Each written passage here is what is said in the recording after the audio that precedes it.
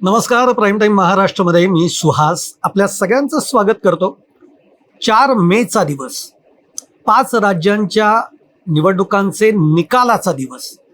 सगळ्यांचं लक्ष लागलं होतं ते एकाच राज्याकडे, पश्चिम बंगालचं काय होणार.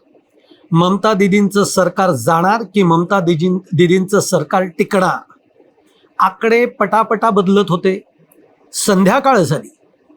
संध्याकाळी असं चित्र समोर आलं की भाजप 200च्या पार जात आहे. आणि जसं हे चित्र स्पष्ट व्हायला लागलं की भाजप 200च्या पुढे गेलंय, त्याच वेळेला पश्चिम बंगालमध्ये प्रचंड मोठ्या घडामोडी घडत होत्या. ममता दीदींच्या घराच्या बाहेर म्हणजे त्यांच्या निवासस्थानी CRPF तैनात करण्यात आलं होतं. नुसतं ममता दीदींच्या घराच्या बाहेर नाही, तर ममता दीदी जिथे राहतात तिथपासून ते मंत्रालयापर्यंत पूर्ण CRPFचा वेढा होता. मंत्रालयाला CRPFचा वेढा होता. तो रस्ता पूर्ण लॉकडाऊन करण्यात आलेला होता. आणि त्यानंतर लगेचच एक आदेश येतो, ज्या आदेशामुळे तृणमूल काँग्रेस अर्थात ममता बॅनर्जींच्या पक्षामधले नेते हादरून जातात. असा नेमका तो आदेश तरी काय होता, तो आदेश का देण्यात आला होता आणि त्यामागचं नेमकं कारण काय आहे, हे सगळं आपण बघणार आहोत या व्हिडिओमधनं. तुम्हाला व्हिडिओ आवडला तर लाईक करा, शेअर करा, चॅनल सबस्क्राईब करायला विसरू नका. मंडळी, आपल्या सगळ्यांचं लक्ष 4 मेकडे लागलेलं असतानाच आपण बघितलं की पश्चिम बंगालमध्ये भाजपनं इतिहास घडवला. 200च्या पुढे भाजपची संख्या निवडून आली आणि त्यानंतर आता पश्चिम बंगालमध्ये भाजपचं सरकार येणार हे निश्चित झालं. आता तर मुख्यमंत्री देखील कधीही बसेल अशी स्थिती आहे. पण हे होत असताना जसं मी तुम्हाला म्हटलं की ममता दीदींचं निवासस्थान ते मंत्रालय पूर्ण CRPFने कडेकोट बंदोबस्त ठेवण्यात आला होता की एक गाडी सुद्धा त्या रस्त्यावरनं जाऊ शकत नव्हती. लॉकडाऊन सारखी स्थिती होती. त्यानंतर एक आदेश येतो आणि तो आदेश असा असतो की ज्यामुळे तृणमूल काँग्रेसच्या सगळ्या नेत्यांना धडकी भरते. आता तो आदेश काय आहे, हे सगळे जवान तैनात करण्यात का आले होते, हे आपण सगळं बघणार आहोत. पण तत्पूर्वी ही जी निवडणूक आहे पश्चिम बंगालची, ती भाजपनी जी निवडणूक लढवली ती सुदेंदू अधिकारी यांच्या नेतृत्वामध्ये. आता सुदेंदू अधिकारी हे नाव तुम्ही पूर्ण लक्षात ठेवा, अर्थात तुमच्या लक्षात आहेच. पण सुदेंदू अधिकारी हे कोण, तर एकेकाळचे ममता बॅनर्जींचे सहकारी, ममता दीदींचे सहकारी, ज्यांनी ममता दीदींना सत्तेत आणण्यामध्ये या सुदेंदू अधिकाऱ्यांचा मोठा वाटा आहे. पण 2019ला या दोघांमधलं गणित फिसकटतं, या दोघांमध्ये पटेनासं होतं आणि मग सुदेंदू अधिकारी भाजपच्या कळपामध्ये येऊन सामील होतात.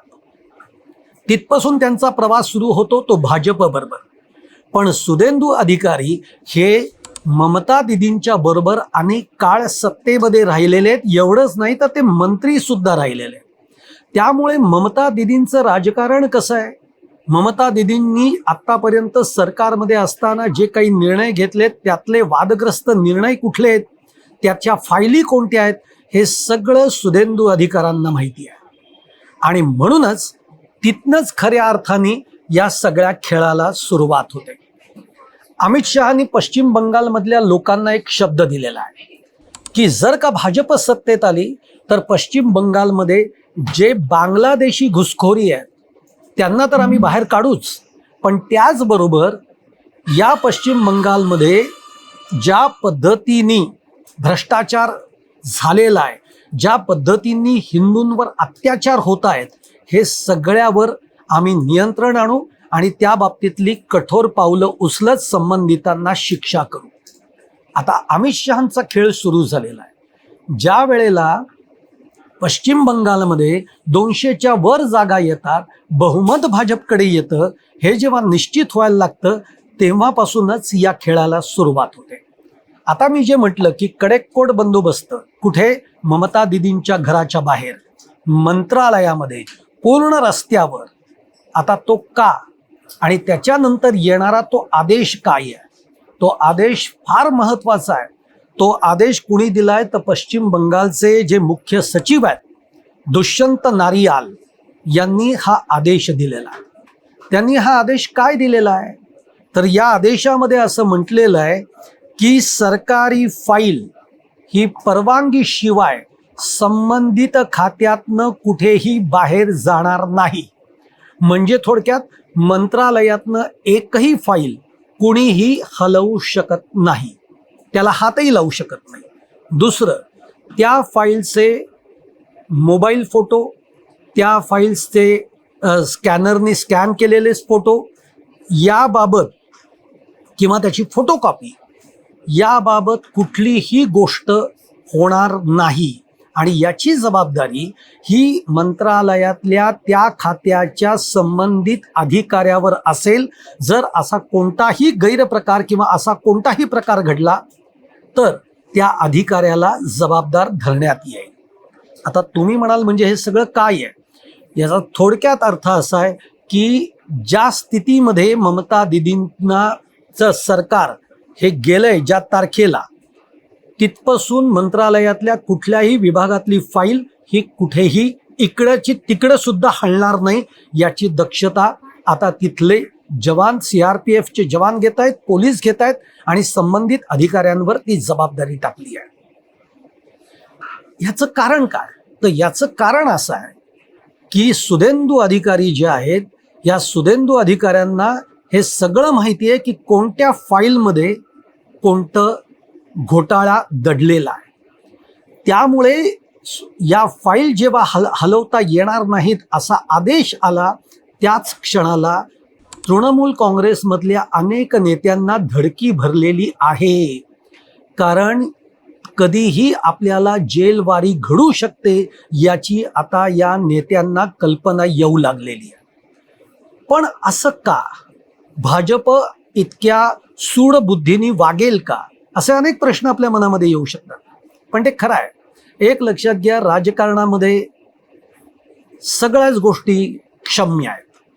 म्हणजे इथे मित्र असू देत, शत्रू असू देत, ज्या वेळेला आपली सत्ता आहे त्यावेळेला आधीच्या सरकारनं काय करून ठेवलेलं आहे, काय घोटाळे केलेले आहेत, काय आर्थिक देवाणघेवाण केलेली आहे, या सगळ्यावर आता भाजप करडी नजर ठेवून प्रत्येक फाईल ही तपासणार आहे. आणि त्या तपासामध्ये जर का कुठेही घोटाळा आढळला तर त्याचा संबंधित अधिकारी, त्याच्यामध्ये सामील असणारी लोक आणि त्या खात्याचा मंत्री यांना कठोरातली कठोर शिक्षा देण्याच्या विचारामध्ये भाजप आहे. पण मग असं का घडू शकतं? असं घडू शकतं कारण ममता दिदींच्या सरकारमध्ये सुद्धा अशाच पद्धतीचे काही कारभार झालेले आहेत. ते काय कारभार झालेले आहेत म्हणजे अगदी एक उदाहरण जर द्यायचं झालं तर असं बोललं जातं की ममता दिदींच्या सरकारमध्ये काही अधिकारी अक्षरशः ममता दिदींच्या समोर हात जोडून उभे असायचे. आता त्यातलं असं म्हटलं, एक उदाहरण असं दिलं जातं, म्हणजे हे सगळं शेवटी आपल्याला जी माहिती मिळते त्याच्यावरनं मी हे तुम्हाला सांगतोय की पश्चिम बंगालचे जे पोलीस आयुक्त आहेत या पोलीस आयुक्तांना शारदा चिटफंडच्या घोटाळ्यामध्ये त्यांच्यावर CBIची चौकशी लागते. CBIची चौकशी लागल्यानंतर CBI पश्चिम बंगालमध्ये येऊन धडकतं. अशा वेळेला ममता दिदी प्रचंड आकांड तांडव करतात. ते रस्त्यावर उतरून आंदोलन करतात. आणि एवढंच नाही तर CBI खरं तर या पोलीस आयुक्तांना अटक करायला आलेली आहे. त्या CBIच्या अधिकाऱ्यांनाच पश्चिम बंगालचे पोलीस हे ममता दिदींच्या आदेशावरनं अटक करतात. ही सगळी बातमी आपल्याला माहिती आहे. म्हणजे कशा पद्धतीचं सरकार हे पश्चिम बंगालमध्ये होतं याची आपल्या सगळ्यांना बातम्यांमधून का विना पण या सगळ्या गोष्टींची कल्पना आहे. त्यामुळे आता जेव्हा भाजपचं सरकार येत आहे, जेव्हा हिंदुत्ववादी विचारांचं सरकार येत आहे, तेव्हा आता आधीच्या सरकारने काय काय केलं, आता त्याच्यामध्ये पायाभूत सुविधांच्या विकास कामांमध्ये मुळात विकास कामं किती झाली आहेत त्यातून जी विकास कामं झाली आहेत त्याच्यामध्ये घोटाळे आहेत का? त्याच्यानंतर याच्यामध्ये भरती प्रक्रियेमध्ये काही घोटाळे झालेले आहेत का? आर्थिक याच्यामध्ये काही घोटाळे झालेले आहेत का? हे सगळे आता भाजप सरकार तपासून काढणार आहे. आणि त्यानंतर आणि आता याची सुरुवात मी तुम्हाला सांगतो, पुढच्या 2 ते 3 महिन्यामध्ये ही सुरुवात झालेली आपल्याला दिसेल. आणि म्हणूनच पुन्हा एकदा आपण येऊयात पहिल्या पानावर, की आदेश याचसाठी निघालेला होता की कुठलीही फाईल ही आहे या ठिकाणावरनं, म्हणजे ती जर टेबलावर असेल तर टेबलावरची फाईल सुद्धा हलणार नाही, असा आदेश हा देण्यात आलेला आहे.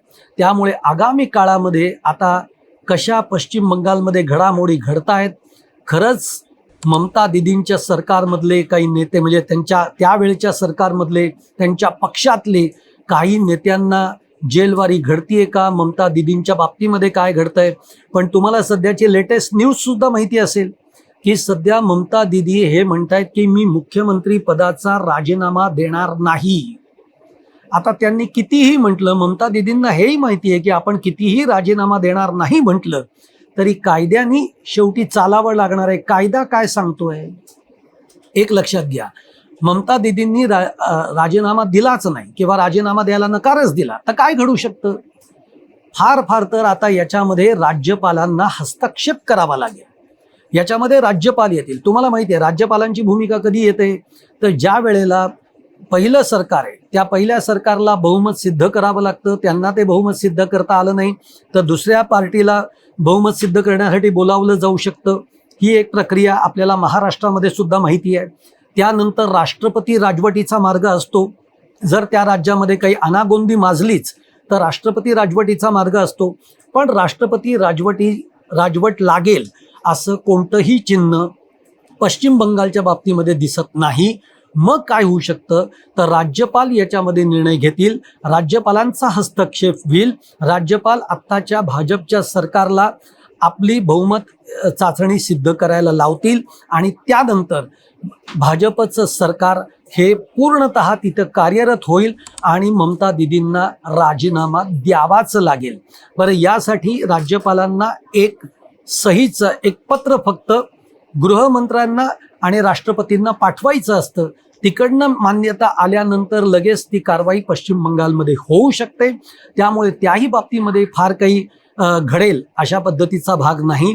पण आत्ता ममता दिदी या अडून बसलेल्या आहेत की मी राजीनामा देणार नाहीये. या सगळ्या गोष्टींचा परिपाक एकच आहे की ज्या वेळेला इथे भाजपची सत्ता येईल त्यानंतर मात्र ममता दिदींच्या तृणमूल काँग्रेसच्या बाबतीमध्ये भाजप पुढची पावलं काय टाकतोय हे बघणं फार इंटरेस्टिंग राहणार आहे. तुम्हाला सुद्धा काय वाटतंय हे तुम्ही कमेंट बॉक्समध्ये जरूर कळवा. तुम्हाला असं वाटतंय का की ममता दिदींना शेवटी राजीनामा द्यावाच लागेल, त्यांना माघारी घ्यावीच लागेल? राज्यपाल हस्तक्षेप करतील का या सगळ्या प्रकरणामध्ये? आणि भाजपचं सरकार आलं तर ज्या पद्धतीच्या फाईल्स असतील त्यानुसार तृणमूल काँग्रेसमधल्या अनेक नेत्यांना यामध्ये जेलवारी होऊ शकते का? तुम्हाला काय वाटतंय जरूर कळवा तुमच्या कमेंट बॉक्समध्ये. आणि माझा व्हिडिओ आवडला असेल तर तो लाईक करा, शेअर करा, चॅनल सबस्क्राईब करायला विसरू नका. धन्यवाद.